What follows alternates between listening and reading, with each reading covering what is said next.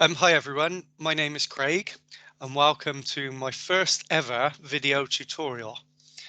I'm hoping to turn this into a series of tutorials to help your children get coding using Scratch.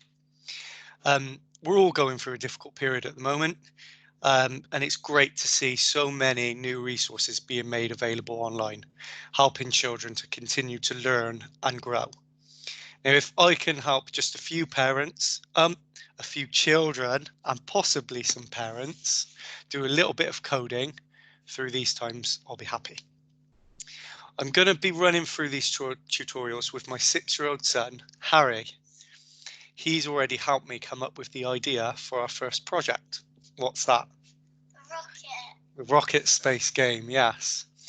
So once complete, our game is going to create a program to fly a rocket from Earth to the...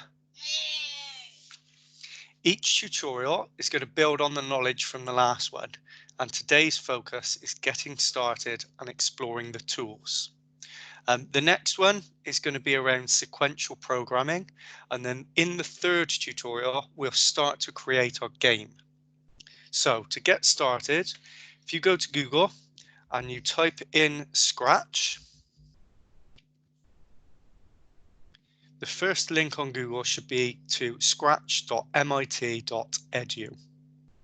If you click that, in the top right hand corner is a button, Join Scratch. So in order to do something, you have to join first. So we're going to join now, aren't we, Harry? Okay, so Harry Broadman. And let's put in your password.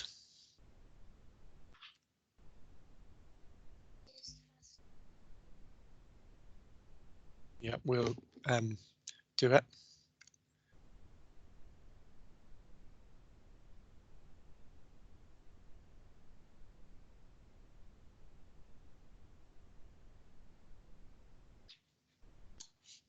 Okay, you select which country you live in.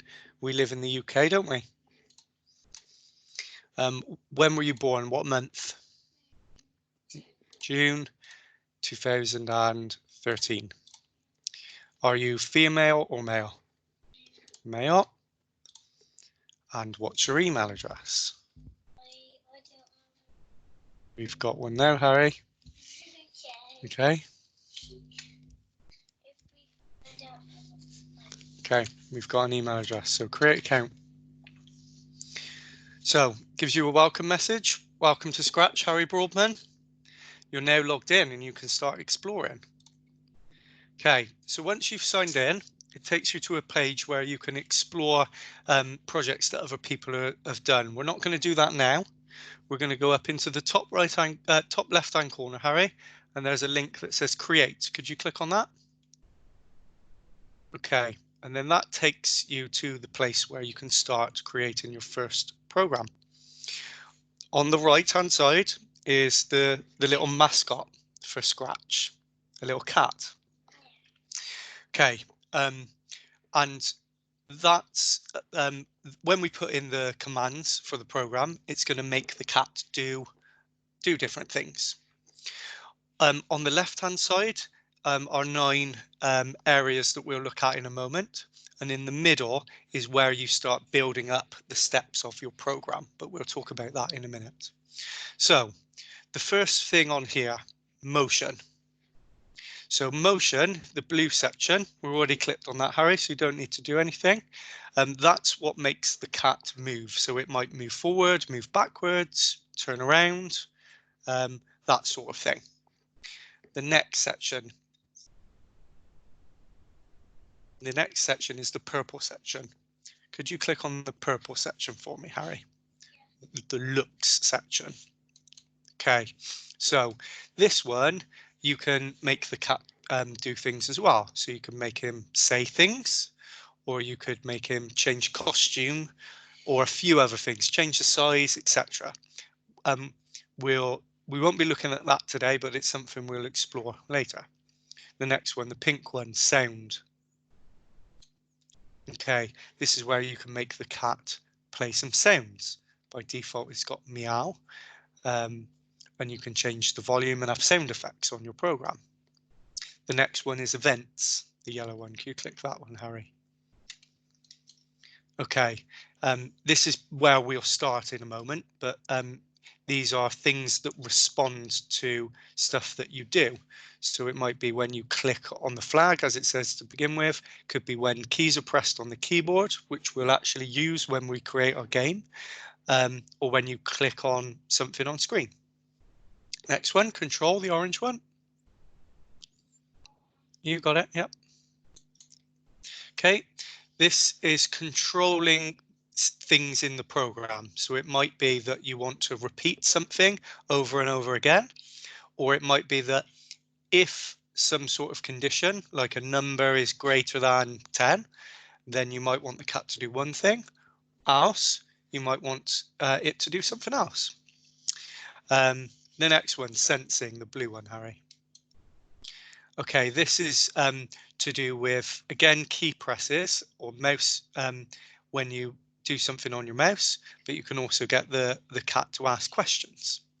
And you can also sense whether the cat is touching a particular color. Again, that's another one that we're going to use when we do our game.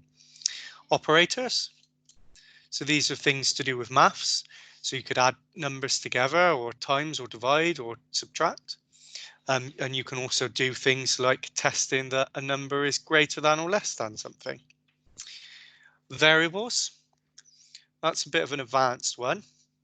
But what you can do here is you can get the program to remember values, and the values that are remembered are called variables. That's even used in my programming job. And then the last one, my blocks. If you could click on that, Harry. Okay, there's nothing in there by default because you have to make your own blocks. It's a bit more advanced, so it's where you could group some of these commands together and save them so you could reuse them. So what we're going to do today, we're going to start off with events. Harry, if you could click on events. Yeah. Oh, click on your mouse just moved. Click on events again. You got it. So if we could drag that green flag. Oh, try again. Drag it into the programming area. That's it. Drop it there. So you can drop anywhere in that white area. So what we're going to do for today, before we close out, is we're going to get the cat to do something when the flag is clicked. So if you go to motion, Harry, the top one in blue, and drag that top one over, move 10 steps, it says, and just link it to the when flag clicked. So how far would you like the cat to move? You can choose a number in there if you want. What are you going to enter?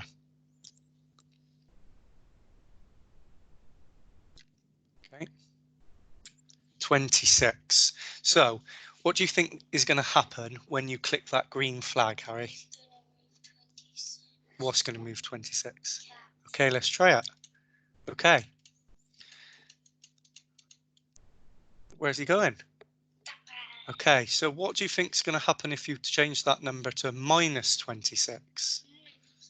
Yeah, just click in there. And then if we remove that and put minus 26 in, now click the cat again. What's he doing? He's going backwards.